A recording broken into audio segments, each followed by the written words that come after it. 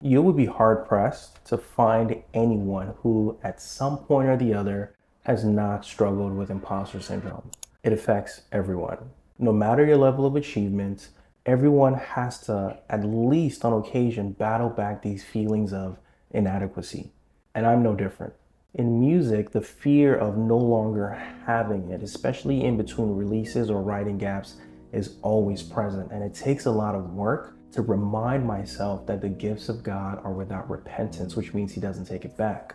And in other areas of my life, similar fears exist. With one business, I can literally go from signing one client and helping them achieve incredible results, whether it's thousands of dollars or tens of thousands of dollars, and then all of a sudden I have a new client and I'm literally scared about whether I can actually replicate the same level of results as I did before. How you getting hype off one hit? Do that shit again. And so today I hope to provide some useful things that I do to battle back these feelings and these fears whenever they arise. I pray and I hope you find these helpful. With that said, let's jump into it. Imposter syndrome. First of all, what is it and where does it come from, right? Imposter syndrome often creeps in when you're pushing yourself past your boundaries, when you're stepping into new ventures or taking on more significant roles and responsibilities. It's that feeling that we don't belong, like we're not good enough for the roles that we're in. It's the nagging feeling that says you don't deserve this, or you're not as good as they think, or maybe even you're not as good as even you think you are. Does any of this sound familiar? Yeah. I know exactly the feeling. Now, here's an interesting thing that I'm going to call the paradox of humility and confidence. Now, in Christianity, right, and I'm a Christian in case you didn't know, we are taught to be humble, okay? And that's a beautiful and very necessary thing. After all, what do you have that you did not receive?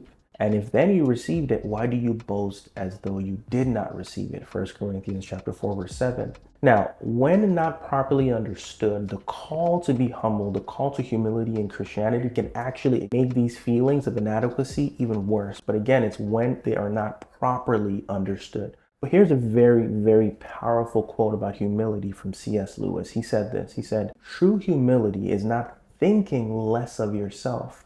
It's thinking of yourself less." This means that humility is not about undermining our true abilities. It's about recognizing our gifts and using them with gratitude to God, right? And so we recognize that God has, in fact, truly blessed us. And so we move in the authority in the expression of those gifts, right? And so a true understanding of humility creates confidence, not in ourselves, but in the belief that with God's guidance, we can steward those gifts well and achieve great things. And so with that as a foundation, okay, like humility in, not in ourselves, but in God's ability to help us steward those gifts. Here are 5 things that I use to battle back these feelings of imposter syndrome whenever they arise for me. Number 1, prayer.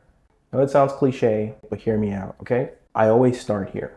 And that's because this helps reorient my heart away from myself back to the giver of my gifts. You see, almost by definition, imposter syndrome is thinking too much about yourself, which is the antithesis of humility. And in my imagination, when I'm having imposter syndrome, it's all about me, my skill, my talents, my reputation. See what's going on there? Those are simply too many personal pronouns. Stopping to pray automatically reminds me that I am not the most important person in this equation. I am simply a steward of these gifts that I have been given, a conduit for God to do His work through.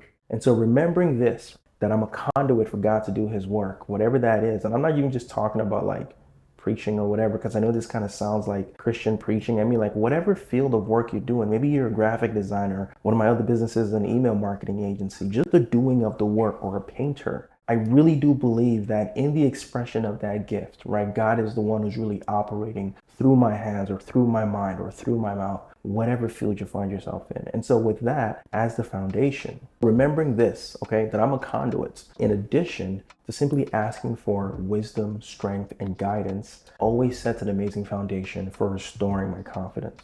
Number 2, self-reflection. Self-reflection is absolutely essential. This might mean listing your achievements and your skills and the impact you've had on others. And this is not contradictory to prayer, because at the end of the day, God worked through you to accomplish these things, right? And so it's simple, but looking back on what you've already done, okay, can be a great reminder of what's already within you.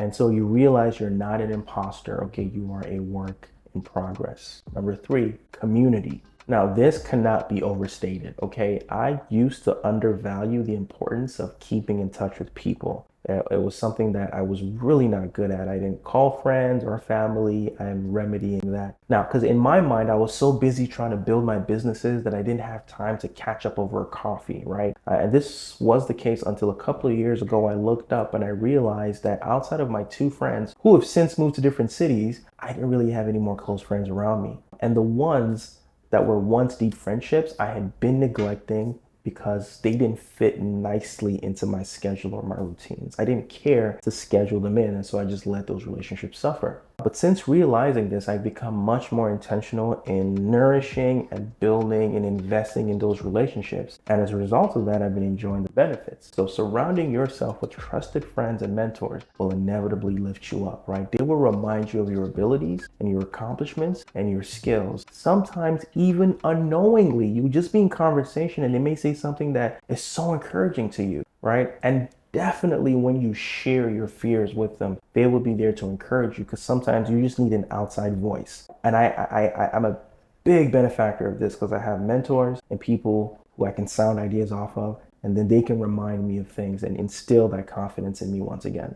And I don't know about you. Yes, you can get this stuff on YouTube or motivational videos online. You can get all of that, but it hits different when it's coming from somebody who you know and somebody knows you. So community is very, very important in the battle against imposter syndrome. Number 4, accept imperfections. Oh my gosh, this is such a big one. This was such a big one for me, right? Perfectionism is not a thing. There's no such thing as perfect, right? As soon as you accept that nobody bats at 100% all the time, you will experience an incredible sense of relief, okay? This is not a resolution to be mediocre, but it's just preparation for when the inevitable failures come. And if you've been following me, you know I put failures in quotes because I truly don't believe in failures. I believe all things, even outcomes that aren't our most ideal ones, are an opportunity to learn something. And so accepting that there will be times of learning rather than victory can help assuage and beat back those feelings of inadequacy. I can believe that I am up to the task and still believe that I will probably make mistakes along the way. Okay, remember, God uses imperfect people for his perfect plans. And number 5, celebrate the small wins. I love this quote. I got it from Alex Hormozy. A man with experience is never at the mercy of a man with an opinion.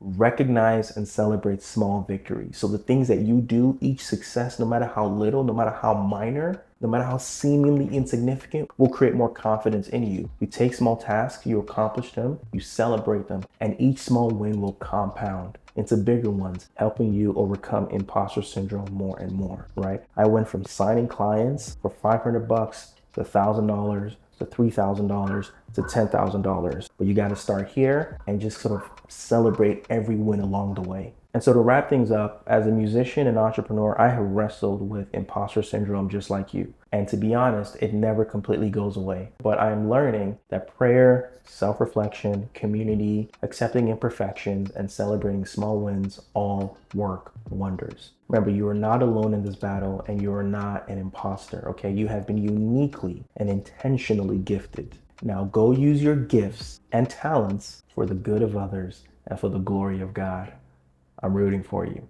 And if you have any experience with imposter syndrome or any strategies that you use that you found helpful, then please put them in the comments, because your stories inspire me and I'm sure it can inspire other people as well. Now, if you're new to this channel, my name is Shope. I'm an Afrofusion recording artist and entrepreneur. So I make music and I have a couple of businesses that thankfully are able to take care of myself and my family. And my mission with this channel is to pretty much share everything I'm learning as I make my way both as a creative and as an entrepreneur. And so if any of those things sound interesting to you, then please do all of the things: like, comment, share this video, and of course, subscribe and hit the bell notification. And if you want these insights as well as music ahead of anybody else, then remember to join my Artist CEO newsletter. The link for that is in the description.